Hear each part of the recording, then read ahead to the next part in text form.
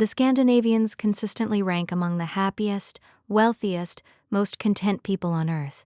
And one of the quiet reasons has nothing to do with their salaries or their governments. It's what they refuse to spend money on. Because there's an entire category of things the average Western household buys without a second thought. Things that feel normal, necessary, even deserved, that the average Scandinavian household simply doesn't. Not because they can't afford them. Often they can, easily. But they've absorbed a way of thinking about money and possessions that quietly says no to a huge amount of what the rest of us buy on autopilot. It comes down to a handful of deep cultural values. Lagom, the idea that the right amount is just enough, not too much and not too little. Janteloven, an unwritten social code that frowns on flashiness, showing off and trying to appear better than others through what you own. A strong instinct toward quality that lasts over cheapness that's replaced. And a whole culture built around experiences, nature, and simplicity rather than accumulation. Put those together, and you get people who spend less, own less, and are, by nearly every measure, more content for it. Today I'm going to walk you through 20 things Scandinavians tend to refuse to buy, and exactly why each refusal is a form of wisdom rather than deprivation. Some of these you own right now. A few will make you rethink a purchase you are about to make, and by the end, you'll understand the single principle underneath all 20, the one that lets a whole culture spend less and somehow live better for it. Stay with me, because the last few aren't about objects at all. They're about a way of thinking that genuinely changes your relationship with money. Let's begin. Before the list, one piece of context because it explains all 20. In much of the Western world, spending is tied to identity and emotion. We buy to feel better, to signal success, to keep up with the people around us, to satisfy a want the instant we feel it. Marketing has trained us to treat nearly every desire as something to be resolved immediately, with a purchase. And so we accumulate, endlessly, often without ever pausing to ask whether the thing is actually worth what it costs us. Scandinavian culture, at its healthiest, runs on a different set of instincts, and it's worth naming them clearly because you'll see them behind every single item on this list. Lagom, the sense that the right amount is just enough, that more is not automatically better, that there's a sweet spot beyond which adding more actually makes life worse. Janteloven, the quiet social code against showing off, against buying to appear superior, against measuring yourself by out-consuming your neighbors. A genuine preference for quality that lasts over cheapness that's constantly replaced. And a whole culture oriented toward experiences, nature, craft, and simplicity, rather than the accumulation of stuff. What these values produce is a household that pauses before it spends, that asks of every purchase, is this actually enough making, or am I just adding more? Will it last? Am I buying this because I need it, or because I'm trying to keep up, or impress, or fill something? And for a startling number of everyday purchases, the honest answer is that it isn't worth it. Hold that lens in mind. Is this enough or just more? Because every item on this list fails that test. Let's start with the ones hiding in plain sight. 1. Cheap, disposable furniture. The flimsy piece bought to fill a room fast, that sags and breaks within a few years and gets thrown out. Scandinavians, despite the flat pack stereotype, lean strongly toward quality that lasts, often keeping well-made furniture for decades, buying it secondhand, or inheriting and passing it down. Think about the math the rest of us avoid. The cheap bookshelf bought and rebought every few years costs more across a decade than one solid piece bought a single time. And you've spent all that money to own a series of things that were never actually good and sent a stream of broken furniture to the landfill along the way. The wisdom is seeing past the low price tag to the true long-term cost and understanding that cheap is often the most expensive choice of all. 2. Fast fashion. The cheap, trend-driven clothes worn a handful of times and discarded when the trend passes or they fall apart. The Nordic instinct runs toward fewer, better, longer-lasting garments. Quality pieces, often neutral and timeless, worn for years and genuinely cared for. Here's the hidden math. A closet constantly refreshed with cheap clothes costs far more over a few years than a smaller wardrobe of good pieces bought once, and it delivers less, because you're always chasing the next thing rather than owning things you love. The wisdom is understanding that fewer, better clothes are cheaper, calmer, and more satisfying than a churn of disposable ones. 3. A house full of decoration. The constant stream of ornaments, trend pieces, and seasonal decor bought to fill every surface. Scandinavian design famously prizes simplicity, clean lines, and open space over clutter. The wisdom is recognizing that the urge to constantly decorate is a manufactured one, a slow leak of money in service of a room that was never actually lacking anything. 4. Single-use disposables. The paper plates, plastic cutlery, endless throwaway everything. With a deep cultural respect for nature and against waste, Scandinavians lean hard toward reusable over disposable. The wisdom is adding up what the rest of us never do, that the tiny invisible cost of disposables, repeated daily, drains far more over time than buying something reusable once. 5. Bottled water. In countries with some of the cleanest tap water on Earth, buying bottled water seems almost absurd, and Scandinavians simply drink from the tap. Here's the trap it avoids. A bottle of water feels like nothing, pocket change, which is exactly why nobody adds it up.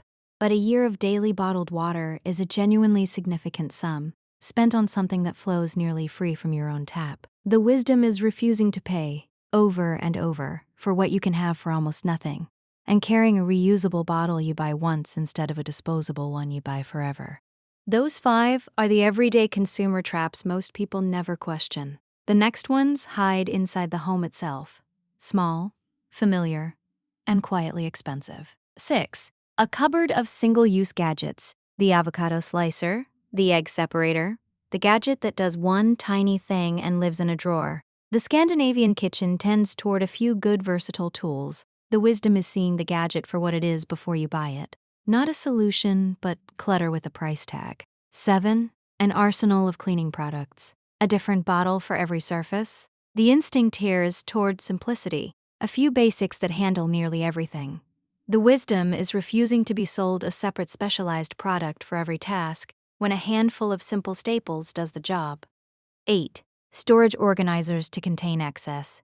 The bins and containers bought to organize too much stuff. The Scandinavian answer is quietly brilliant. Own less, so there's little to store. The wisdom is refusing to pay money to contain things you'd be better off releasing, attacking the excess itself rather than packaging it more neatly. 9. Excess dishware and duplicates. 12 mugs for a household of 3. Drawers of duplicate tools. Lagom says, keep what you use in the amount you need. The wisdom is understanding that even useful things, in excess, become clutter. That the overstuffed cabinet isn't wealth, it's weight. 10. More house than they need. The oversized home bought to signal success and hold more stuff, then heated, cleaned, furnished, and paid for at enormous cost. Scandinavians are more comfortable with modest, efficient, well-designed spaces. The wisdom is understanding that a bigger house is often just a bigger, costlier container for things you don't need. Now we reach the most revealing category of all, because these next purchases aren't really about the object. They're about being seen, and this is exactly where Scandinavian culture diverges most sharply from the Western one. 11. Flashy luxury goods bought to show off. This is where janteloven bites hardest, and it's worth understanding how deep it runs. Janteloven is an unwritten Nordic social code that quietly says, don't think you're better than anyone else, don't flaunt, don't put yourself above the group. In that cultural water, the conspicuous luxury purchase, the item screaming its price, bought mainly to be seen owning it, lands as almost embarrassing rather than impressive. So Scandinavians tend to simply refuse it. And notice what an enormous amount of Western spending this single value would eliminate. So much of what we buy to be seen buying. The wisdom is understanding that a life spent purchasing things to impress others is a life spent serving their judgment instead of your own peace, and that the approval you're buying was never worth what it cost. 12. Brand names bought purely for the logo. Paying a huge premium not for quality but for a label, a signal, an image. The Nordic instinct values genuine quality and craftsmanship over the status of a name. The wisdom is knowing the difference between paying for something well-made and paying for a logo, and refusing to pay a fortune for the second. 13. The newest car is a status symbol. In much of the West, the car is a rolling statement of success. In Scandinavia, with strong cycling and public transport culture, and Janteloven discouraging showing off, the flashy new car as identity holds far less grip. The wisdom is refusing to sink enormous money into a depreciating status symbol you were mostly buying to be seen in. 14. The unnecessary upgrade. The newer phone when the current one works fine. The latest version of something you already own working. Scandinavians lean toward using things fully and not discarding what still works. The wisdom is a kind of contentment, refusing to let marketing manufacture dissatisfaction with something that served you perfectly well yesterday. 15. Kids' rooms full of plastic toys. Nordic parenting famously favors fewer, simpler, often wooden and lasting toys, and time outdoors in nearly any weather, over mountains of cheap plastic. There's even a cultural comfort with children being a little bored, because boredom sparks imagination. The wisdom is understanding that more toys don't make a richer childhood. Often they make a more overwhelmed one. A few good, open-ended things in real time in nature give a child more creativity, more resilience, more genuine play than a room overflowing with plastic that's forgotten within a week. And it costs dramatically less. These next ones aren't single objects, they're patterns, ways of spending that shape your whole financial life far more than any one purchase. 16. Debt on things that lose value. A deep one and maybe the most financially important on the list. Scandinavian culture carries a real caution about consumer debt and a comfort with living within one's means, spending money you actually have. They tend to refuse to finance depreciating consumption, to owe money on stuff that's losing value the moment it's bought. Here's why this matters so much. Buying on credit doesn't just let you spend money you don't have. It quietly makes everything you buy that way more expensive through interest, so you end up paying more for things you frequently didn't need in the first place. It's the difference between money working for you and money working against you. The wisdom is refusing to pay extra forever for the privilege of owning something now that you could have waited for, or skipped entirely. 17. Things bought on impulse. The purchase made in the heat of wanting, with no pause. The Nordic instinct leans toward consideration. The pause, the question of whether something is truly needed. The wisdom is knowing that most wants simply fade if you give them a day or two, revealing you never needed the thing at all, and that the pause itself saves a fortune over a lifetime. 18. Convenience they don't actually need. The endless small paid conveniences, the constant takeout, the subscription for everything, the paying to avoid every minor effort. Scandinavians are more comfortable doing things themselves, cooking, cycling, making, mending. The wisdom is recognizing that a life outsourced to paid convenience is both expensive and strangely less satisfying than one where you still do things with your own hands. 19. Expensive entertainment when nature is free. Much of Western leisure is bought. The paid attractions, the constant consumption, the default assumption that having fun means spending money. Scandinavian culture centers something different. Free Luftsliv, the open-air life, a deep cultural love of hiking, forests, lakes, mountains, and simply being outdoors, nearly all of it free. It's not a sacrifice or a budget compromise. It's genuinely where they find joy. The wisdom here reframes leisure entirely. The richest experiences, nature, movement, time outside, real presence, often cost nothing at all, and a culture that knows this doesn't need to buy its way to a good weekend. Most of us have been quietly taught the opposite, that a good time requires a receipt. It doesn't. 20. The belief that more equals better, and the need to keep up. Now we move past objects entirely to the thinking underneath them all. The deepest thing Scandinavians refuse to own is the core assumption that acquiring more is the path to a better, happier life, and the related need to keep up with everyone else's spending. Lagom says the right amount is enough, not more. Janteloven removes the pressure to outconsume your neighbors. Together, they let a whole culture step off the treadmill of accumulation and comparison that quietly drives so much Western spending and stress. The wisdom is the deepest of all. Understanding that chasing more and racing to keep up with others is a race with no finish line, and that contentment begins the moment you stop running it. So let's step back, because a single thread runs through every one of these refusals. The disposable furniture, the fast fashion, the gadgets, the storage bins, the status goods, the flashy car, the upgrades, the debt, the impulse buys. the paid convenience, the belief that more is better. Notice what connects them. Not one is refused out of poverty or stinginess. Everyone is refused out of clarity, a clear-eyed understanding that these things cost far more than they appear to, in money, space, and give back far less than they promise. That's the principle. Scandinavians don't measure a good life by what they own. They measure it by what they're free from.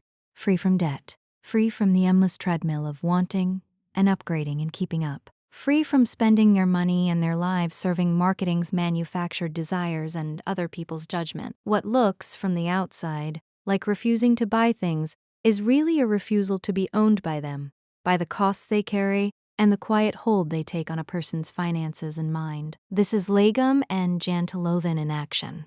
Enough is enough, and there's no need to prove anything to anyone through what you buy.